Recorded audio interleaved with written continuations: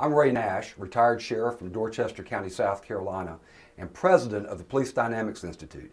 And I'm so pleased to be able to bring you this Police Dynamics video training series through the International Academy of Public Safety. Over the last 15 years, I've had the opportunity to present this training to over 10,000 law enforcement and government leaders from around the world. I've been to Romania 3 times to present the training, as well as Sierra Leone, Africa, in addition to thousands and thousands of officers across the United States and international delegations that have come here, such as the Moscow Police College, officers from Central and South America, Eastern Europe, Africa, and other places around the world. Now, the best way for me to describe for you what a dynamic is in this context is to tell you that it is a principle. It is a character-based principle that's designed to make you more effective in your job as a law enforcement officer. And the best way for me to describe these dynamics to you is to compare them to some of the physical principles of the universe. For example, there are physical principles that govern our interaction with the things that are around us. The law of gravity is a good example. The law of gravity is impacting you right now. And the interesting thing about the law of gravity is that you can't violate it like you could violate a man-made law. And the law of gravity doesn't really care whether you believe in it or not. It's going to impact you regardless. That's why I have this one rule in my life that whenever possible, I will avoid jumping off of tall buildings, because I realize that there are consequences attached to that type of behavior. That's the same reason I wear a seatbelt when I'm in my car. I know that there are certain physical principles at work as I'm traveling down the road. So for example, if I'm going down the road in my police cruiser, let's say at 55 miles an hour, and I'm in a head-on collision with a stationary object, and I'm not belted, how fast does my body continue to go forward? You accident reconstructionists that are watching this will know 55 miles an hour. It's called the law of linear motion. It's Newton's first law of motion. And it essentially says that an object traveling in a certain direction at a certain speed will continue in that direction at that speed until it's impacted by some other force or some other object. So I will make a conscious choice to buckle up when I'm in my vehicle to bring my body into harmony with that particular physical principle and to avoid the negative consequences of not being belted. It's all about cause and effect.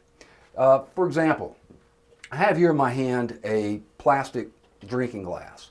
But let's imagine for a moment that it was a fragile wine glass, and I was to drop it from a sufficient height onto a hard surface like this floor. What would happen to it? We know that the glass would break, right? That's called cause and effect.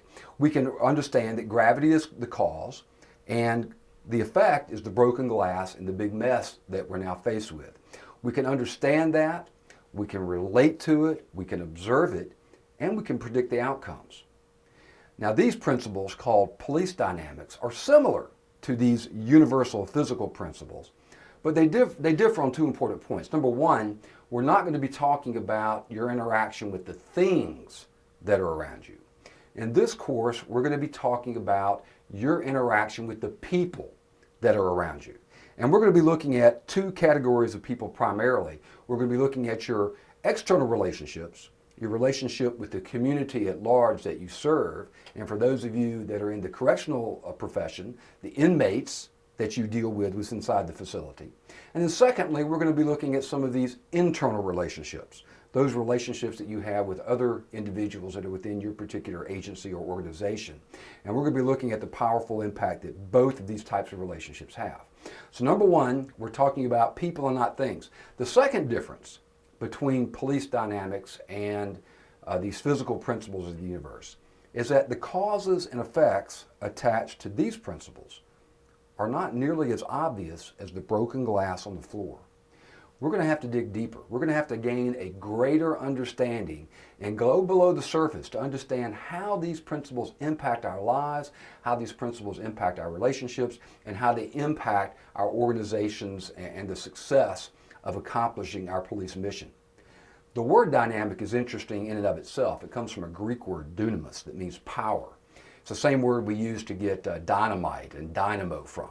So we're talking about some powerfully effective principles that when applied properly, when you bring yourself and your decisions and your organizations into harmony with these principles, you have some powerful, dynamically effective techniques available to you that impact these different types of relationships.